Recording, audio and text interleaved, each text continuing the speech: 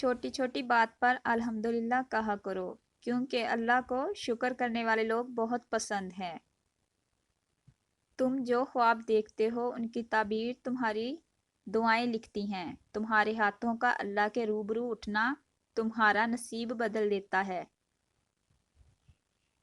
دنیا میں اگر کوئی قابل بھروسہ ہے تو وہ اللہ کی ذات ہے۔ زندگی اللہ کو راضی کرنے میں گزار دو، دنیا کو نہیں، کیونکہ دنیا پل بھر میں ساتھ چھوڑ جاتی ہے اور اللہ ہر دم ساتھ نبھاتا ہے۔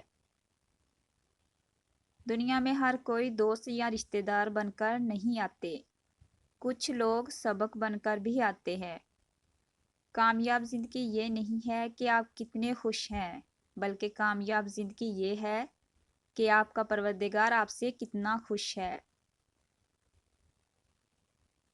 تکبر سے اپنا سر بلند نہ کرو، جیتنے والا بھی اپنا گولڈ میڈل سر جھکا کر حاصل کرتا ہے۔ میں نے کوششوں کو نصیب کے آگے ہارتے دیکھا ہے، لیکن میں نے دعاؤں کو نصیب بدلتے دیکھا ہے۔ کسی کو ذلیل کر کے خود بھی ذلیل ہونے کے لیے تیار ہو جاؤ، کیونکہ اللہ کا ترازو ہمیشہ انصاف کرتا ہے۔ دنیا کی نعمت اگر تکلیف کے بغیر ہوتی تو یہ دنیا جنت ہوتی۔ سچے رشتے کچھ نہیں مانگتے سوائے وقت اور عزت کے۔ عبادت ایسی کرو جس سے تمہاری روح کو مزہ آئے، کیونکہ جو عبادت دنیا میں مزہ نہ دے وہ آخرت میں جگہ کیا دے گی۔ جہاں احساس کی قدر نہ ہو وہاں الفاظ بھی کچھ کام نہیں آتے۔ ہر حال میں الحمدللہ کہا کرو، کیونکہ الحمدللہ میں صبر بھی آتا ہے اور شکر بھی۔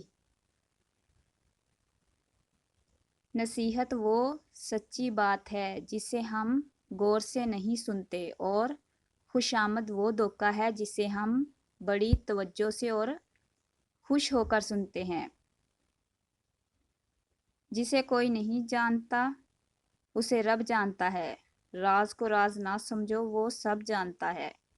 ان لوگوں سے دور رہنا ہے ہی بہتر ہے جو تم سے جھوٹ کہے، تمہاری عزت نہ کرے، تمہارا استعمال کرے، تمہیں نیچا دکھائے۔ بدلہ لینے والوں سے نہیں، معاف کرنے والوں سے ڈرو، کیونکہ ان کا بدلہ خدا لیتا ہے۔